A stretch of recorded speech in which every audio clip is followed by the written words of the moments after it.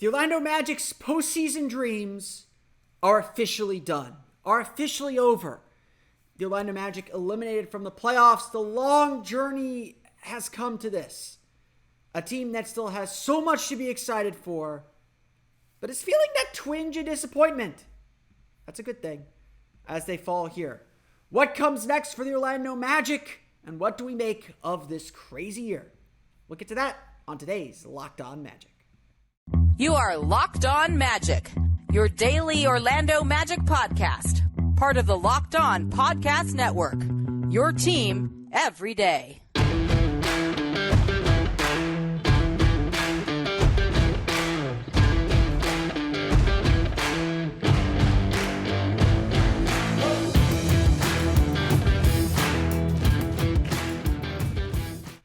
And you are indeed Locked On Magic. Today is April 5th, 2023. My name is Philip Rossman-Reich. I'm the expert and site editor over at OrlandoMagicDaily.com. Of course, follow me on Twitter at PhilipRR_OMD. On today's episode of Locked On Magic, the Orlando Magic fall to the Cleveland Cavaliers, officially eliminating them from the postseason. The Eastern Conference postseason field is set. The Orlando Magic will not participate. The final team eliminated from that set. We'll talk about the Magic's loss to Cleveland Cavaliers, what to make of this wild and crazy season, and what the Magic are missing that the Cavaliers showed them. We'll get to that coming up here in just a moment. But first, we want to thank you again for making Locked On Magic part of your day every day, no matter when you listen to us, whether it's first thing in the morning, whether it's right when we upload. We truly appreciate you making Locked On Magic part of your day every day. Remember, there's a great Locked On podcast covering every single team in the NBA. Just search for Locked On and the team you're looking for, the Locked On Podcast Network. It's your team every day. Today's episode is brought to you by BetterHelp. Give online therapy a try at BetterHelp.com/LockedOnNBA and get on your way to being your best self. There was definitely a sense of finality, a sense of desperation, a sense of a team that didn't want this to end.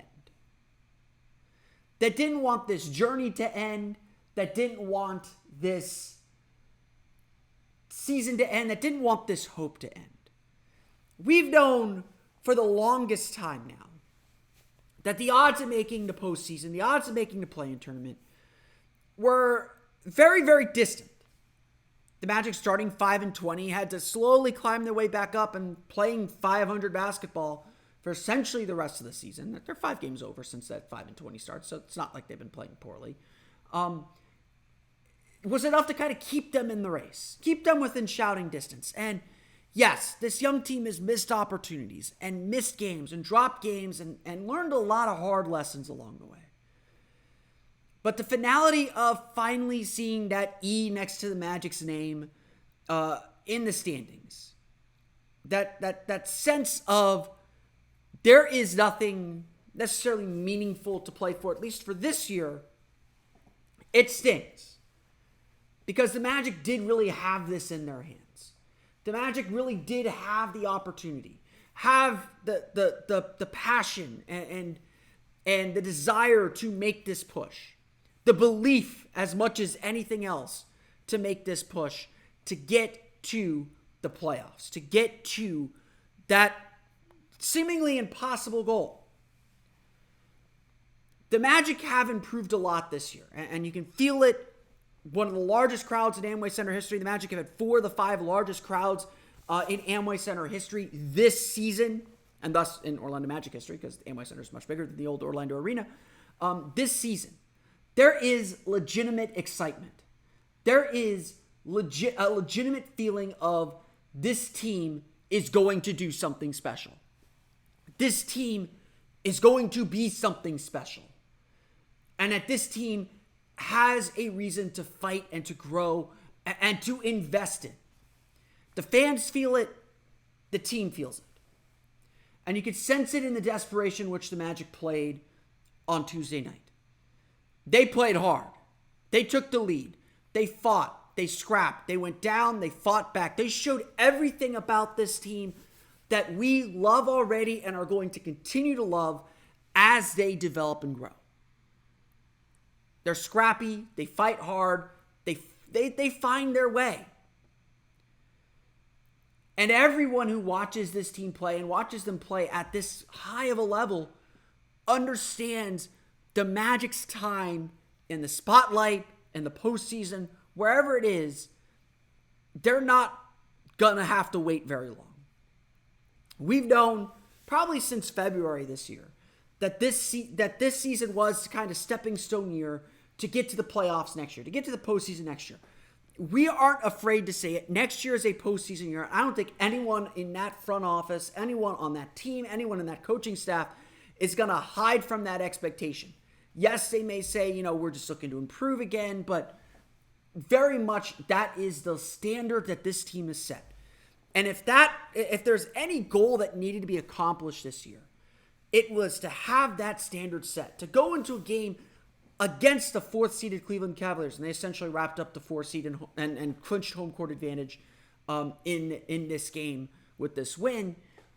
The Magic were going into a game that Cleveland needed, the 4-seed needed, and went toe-to-toe with them, with Donovan Mitchell playing his absolute best, with the size that they have on the interior. They stood up to the best defense in the league and went out and scored 113 points. They were unafraid, and they have been unafraid all year long. That is who this team is. Why not us? Why not now? Yeah, this team isn't maybe the championship level that the Magic were when Rich DeVos said those famous words in the 1995 season, but it's very much the attitude this team has. They know their future is out there, and they want to make that future a reality sooner rather than later. And they really almost did it. Yeah, it took them a while. Yes, injuries knocked them back. Yes, youthful inexperience and youthful struggles knocked them down. But this Magic team was ready to fight every single night for the last 79 games, with maybe some few exceptions. This Magic team fought and fought hard. They were not going to back down from anyone. They were not going to give up on any deficit. They were not going to stop learning and growing. There are obviously still 3 games left. The season is not over. There are still 3 more opportunities to learn, to grow, to do all those things. But yes, the carrot is gone. That carrot dangling in front of the Magic is no more. This team doesn't have a goal to reach for, a thing to grab, only the promise of what's going to come next. And maybe that's really what the Magic were playing for and what the Magic were playing against or playing with this entire time. Maybe that is what was ultimately in front of them.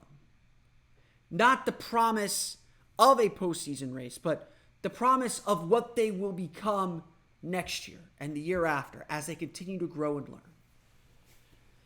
This season, to some extent, needed to be proof of concept of what they could be. This season, to some extent, had to be almost a statement or almost a thought of who the Magic are and what the Magic will ultimately become. This season had to be so many things for this young group. But there's still so many things this team still has to learn and still has to be. This Magic team, this Magic season has been undeniably fun.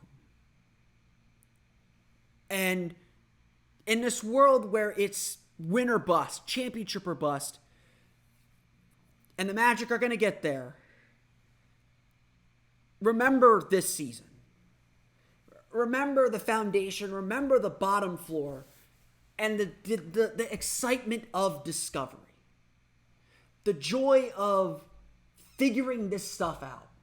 The trial and error, the mistakes that were made and learned from. Because ultimately, when the Magic do get to the promised land next year, when they do advance into the playoffs in the near future, the feeling of disappointment, the feeling of sadness that is completely warranted today as the Magic bow out of the postseason race, Those are the foundations that this group's going to build on. We'll have more to say on the season as a whole, but Tuesday night, we saw the Magic at their best. Who they are to their core, fighting and scratching and clawing against impossible odds. And yes, a more experienced opponent that knew how to get the job done in the end. But we saw the beginnings of who this team is going to be. An undeniable storm coming, because it has been, any team can beat any team on any given night, but it's the consistency and the effort in which the Magic played every single night, 79 games into this season, that put them in this spot, that gave them this opportunity. And now, unfortunately, that opportunity has closed. The Magic can't make the postseason. Their season will end Sunday afternoon in Miami. And we will just have to see where this team evolves next, because now that the present is closed, we look ahead to the future. And we look ahead to what this team is going to become very quickly. We'll go through the final box score, talk a little bit more specifically about Tuesday's game. We'll get to that coming up here in just a moment. But first, a quick word from our friends at eBay. For Championship Team, it's all about making sure every player is a perfect fit. It's the same when it comes to your vehicle. Every part needs to fit just right. So the next time you need parts and accessories, head to eBay Motors. With eBay Guaranteed Fit, you can be sure every part you need fits right the first time around. Just add your ride to My Garage and look for the green check to know the part will fit or your money back. Because just like in sports, confidence is the name of the game when you shop on eBay Motors. And with more than 122 million parts to choose from, you'll be back in the game in no time. After all, it's easy to bring home a win when the right parts are guaranteed. Get the right parts, the right fit, and the right prices on ebaymotors.com. Let's ride. Eligible items only. Exclusions do apply. All right, let's go through the final box scores. The Orlando Magic falls to the Cleveland Cavaliers 117-113. And look, this was a really solid game from the Orlando Magic. This felt like, I don't want to call it a heavyweight fight. Cleveland's 50-30, Orlando's 34-45. Orlando made some mistakes and certainly looked a part of the younger team throughout much of this game, but the Magic did go toe-to-toe with the Cleveland Cavaliers and played some really good basketball. They played some sharp defense in the first quarter, then completely forgot how to play defense the rest of the game, or, not completely, but didn't play consistent defense the rest of the game, but kept the pressure on, and really it was just a game of great shot making on both sides of the ball. The story of this game is shot making, and we'll get into a little bit more about that shot making story on the back end of this podcast, but Orlando played their style. They moved the ball well, they got to the rim, they got to the basket, they tried getting to the foul line. They kept the pressure on Cleveland, and even when Cleveland eventually took the lead in the third quarter, even when Cleveland got up by 8 or 9 in the fourth quarter, Orlando just kept fighting back. They kept scrapping, they kept clawing. Again, this was a game that just showed you exactly who the Orlando Magic are and who this team was. And it was this team was unabashedly itself, trying to fight and claw their way into the postseason by any means necessary. Orlando just did so many good things and just kept that pressure on. We got to start with Markelle Fultz, 23 points, 11 for 17 shooting, 8 assists on the game. Did have 2 turnovers. Turnovers were a huge issue for Orlando. Cleveland with just 9 turnovers. Orlando with 13, 17 points off those turnovers. Again, a huge difference in this game. The scoring just kind of slowed down just enough in the fourth quarter to allow Cleveland to take over. Fultz had some great plays throughout, both as a passer and as a scorer. Got to the basket, got to his spots, hit a 3. Again, I love that Markelle Fultz takes threes 1 for 1. I want him to shoot those confidently. I know that he can. I think he's still not completely comfortable for me on the arc, but the more he shoots, the better it's going to be. And he's gotten a lot better as the season's gone on. And you can just feel that confidence just kind of overflowing with him. He's just on it at all times. Paulo Ben Caro had also a solid game, 20 points, 7 for 16 shooting, 10 rebounds in this one, added 4 assists. Paulo was on the attack throughout much of the night, was willing to get to the basket, willing to get to the line. Only took 6 free throws. The Magic only had 17 free throws. Cleveland's not a team that fouls a lot. They are a physical team, but they don't foul a lot. We'll see what the last 2-minute report says, but I thought the Magic did a good job trying to get to the line. They just couldn't get the whistle to go their way. They couldn't get the fouls to go their way. But they did a good job living in the paint. And again, that's what you have to do against a team like this. Orlando outscores Cleveland 58-38 in the paint. You've heard me say on this podcast a million times. That's usually a good sign that the Magic are going to win a game. They are 29-53 in the paint. So again, you look at Cleveland, Jared Allen, Evan Mobley, both great rim protectors, great interior defenders. Really made it difficult for the Magic, A, to get to the foul line, and B, to score in the paint. Orlando was never afraid. They kept attacking. They shot 50.6% against the best defensive team in the league. They had 18 fast break points, so they used their defense to beat that Cleveland defense in transition. Orlando just had a really good game plan, and they really executed it well. And Paulo, obviously a big part of that, able to get to the basket. Played 37 and a half minutes too. Orlando was going for this game. Markelle played 36 in this game. Paulo was scoring really effectively and really well. Again, just maybe missed some shots around the basket late that he needed to make. Missed a couple of free throws. Was great on the glass. Was great defensively. This was a really good Paulo Ben Caro game. Wendell Carter with 17 points, 6 for 10 shooting, 4 for 5 from deep, 12 rebounds. Also just really solid on the block. Hit a couple of really tough threes, especially when the Magic went down by 9 or early in the fourth quarter, 9 or 8 early in the fourth quarter. Hit back-to-back threes that got the Magic back in the game. Eventually enabled them to take the lead on the Paulo Ben Caro steal and layup.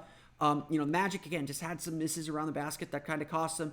Carter was great spacing the floor. Again, solid job there. Franz Wagner also with 17 points, 7 for 18 shooting, 6 rebounds for him. I thought he was really good on the glass as well, just really active, had 4 offensive rebounds. Just again, missed some of those bunnies that he was making. He was, I think, more than anyone else, he was the one affected by Evan Mobley and Jared Allen in the paint. He's so good at finishing around guys that I think that floater game just got knocked off a little bit, knowing that there's a shot blocker in there. Again, I'd like to see him seek out contact a little bit more, get to the foul line. I should have noted this earlier. Paulo Ben Caro had 5 turnovers. Turnovers were an issue. Orlando had 13 turnovers. Cleveland really put the vice grip on in the third quarter. Got Orlando into traps where they weren't sure how to pass the ball. You could just tell Orlando was just a little bit on their back foot offensively. They were making shots to make up for it. They were getting out in transition when they did get stops to make up for it. But when Orlando had to execute in the half court, Cleveland really did a number on them and made it difficult for them to execute. Often got them into traps where they got into trouble.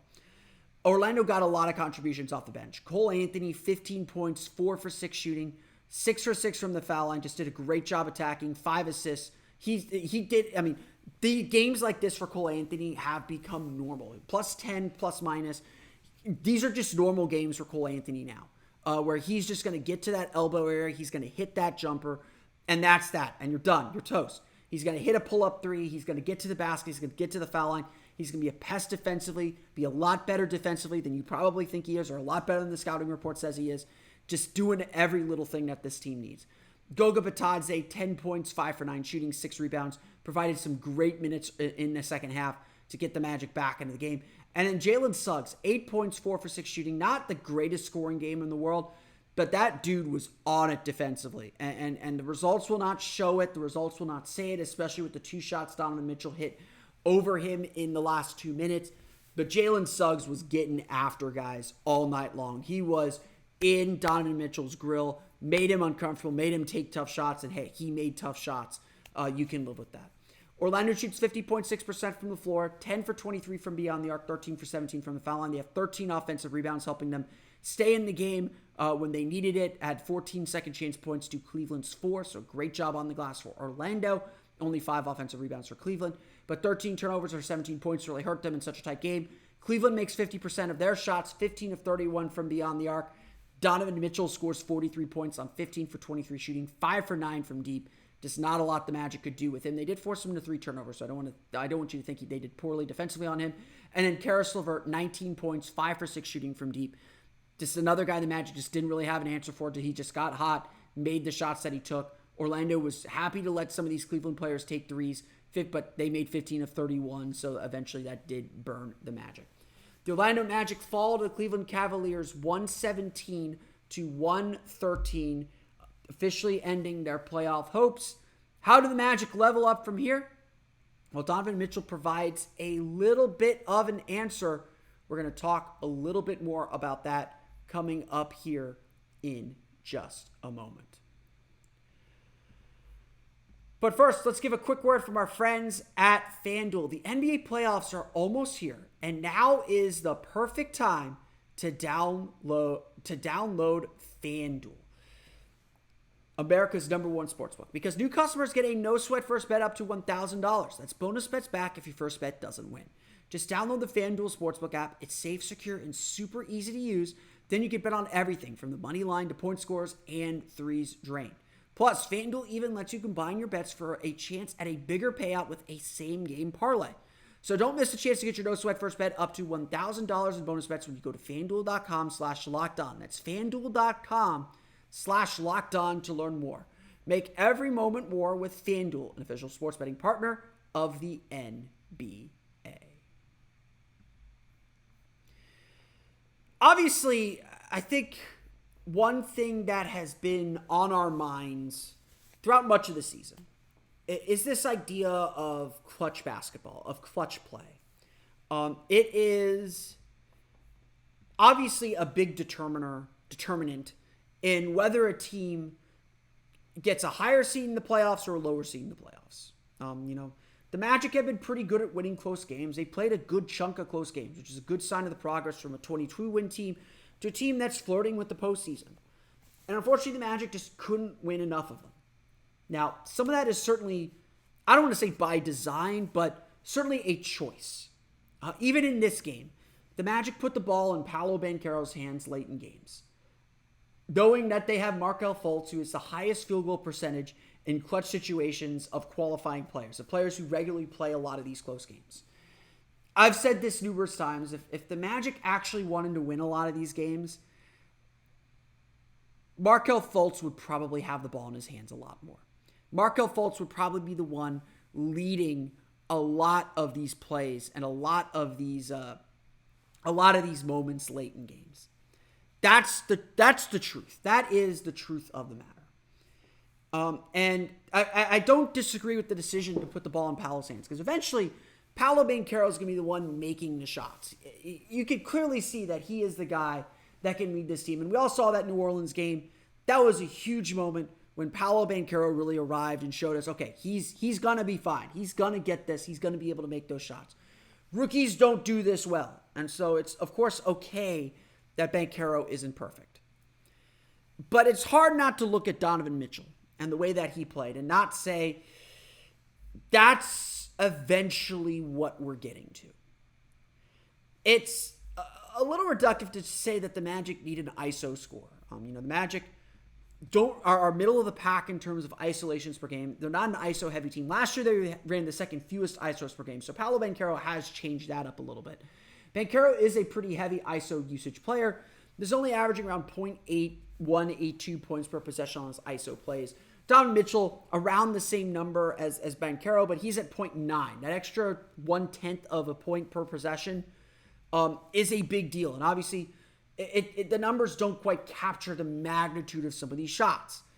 Being able for Cleveland in a close game, needing a basket, to give the ball to Donovan Mitchell against a really good defender in Jalen Suggs, at the free throw line, at the elbow, having him square up and just rise up and take a shot, that's a really powerful tool.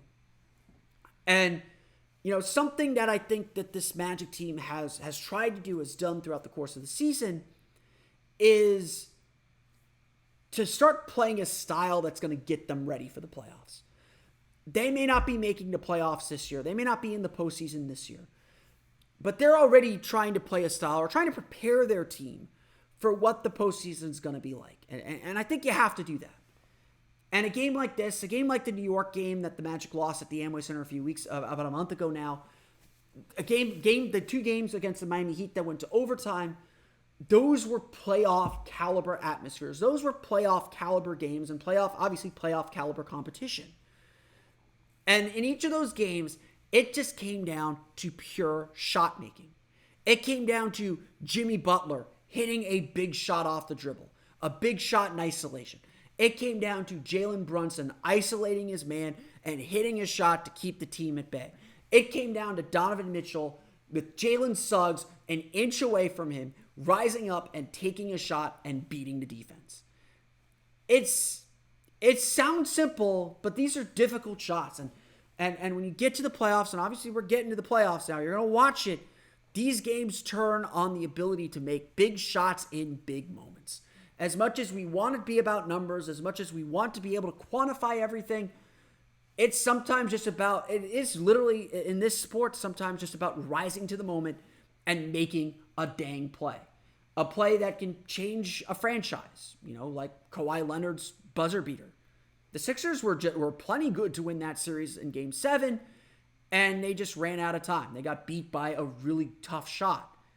And it's tough to live with that, but it's a make-or-miss league after all. What I'm trying to say then is, what the Magic are missing is this shot-making ability. Because as Donovan Mitchell was hitting the shots that he was making, Paulo Ben Caro was struggling with those kinds of shots himself. He tried to rush his way to the basket to draw a foul, didn't get the foul, and kind of threw his arms up in frustration. Markelle Fultz, with the Magic down by 4, Markelle Fultz walked into a jumper at his spot, at the elbow, got plenty of space, and just missed it. And that's okay. You can live with a missed good shot. It stings because you need the result. But this is more consistently what the Magic are going to have to find. They're going to need a guy that can just get them a bucket. When they need a basket, can get it to them. And that might be Markelle, that might be Paolo, that might be Franz. But that role hasn't developed yet.